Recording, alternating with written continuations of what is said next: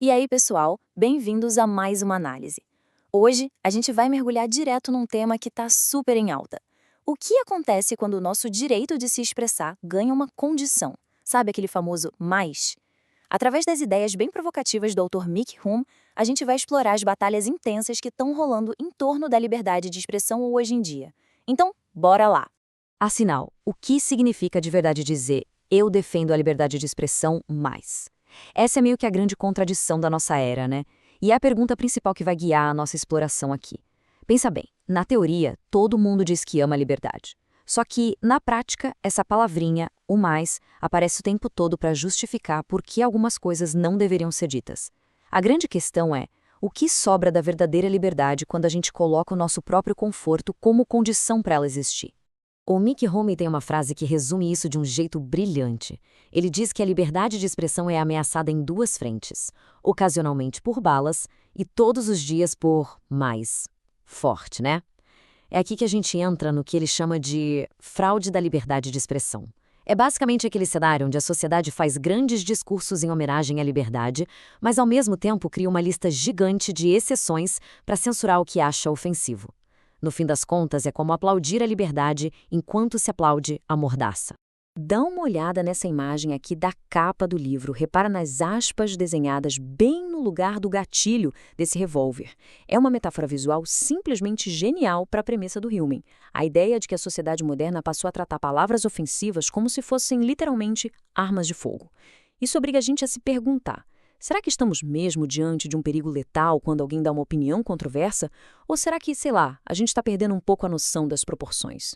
Parte 1. Há um direito de ofender? Vamos dar uma olhada profunda nessa questão da ofensa na nossa sociedade. O grande X da questão aqui é o quanto a ofensa é algo puramente subjetivo. Sentir-se ofendido é uma reação totalmente pessoal, sabe?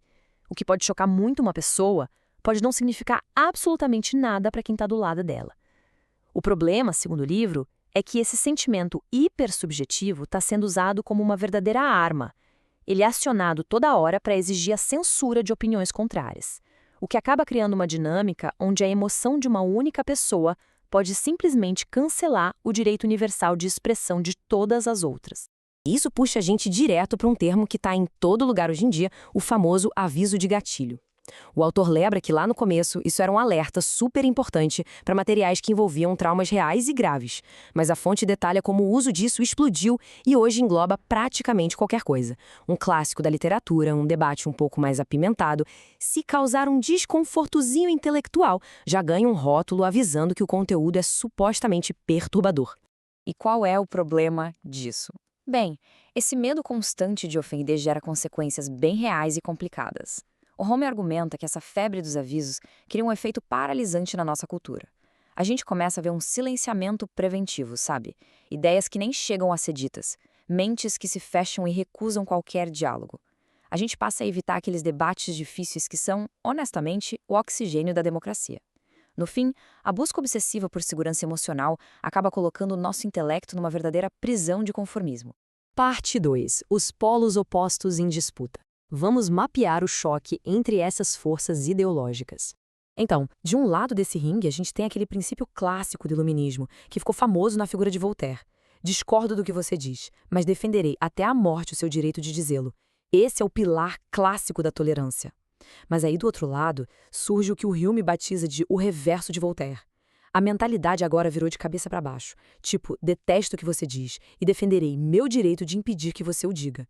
É literalmente o oposto do ideal histórico de liberdade. E o que move essa galera que inverteu Voltaire?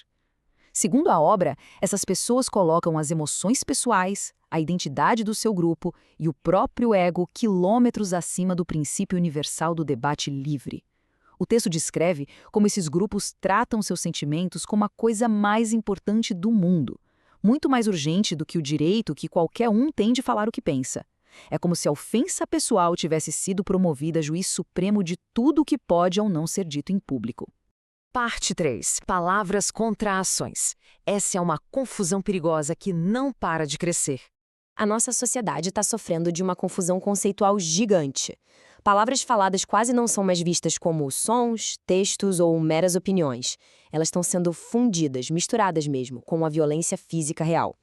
Tratar um argumento ou um xingamento como se fosse um soco no estômago é algo que o autor critica duramente. Ele argumenta que essa distorção é terrível por dois motivos. Primeiro, ela banaliza a gravidade da violência física de verdade. E segundo, ela abre a porta para criminalizar o simples fato de pensar e falar.